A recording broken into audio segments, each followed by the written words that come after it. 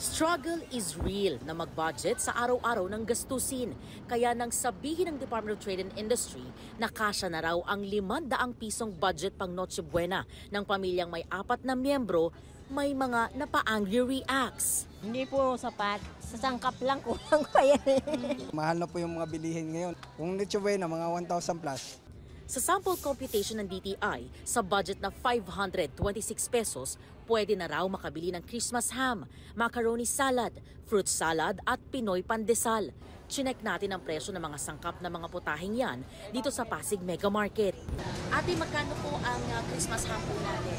Ang Christmas ham po natin ngayon ay nagkakalaga ng 130 to 140. Meron din po siyang pabilog, pero pre-ordered po siya.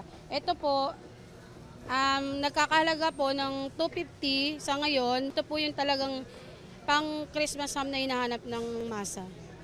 May ano, no? Dahil po mayroon po siyang glaze, tsaka branded po siya.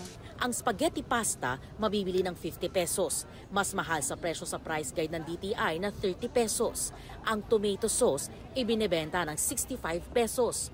Para naman sa macaroni salad, sabi ng DTI, 40 pesos at 65 centavos ang macaroni noodles, depende sa kilo.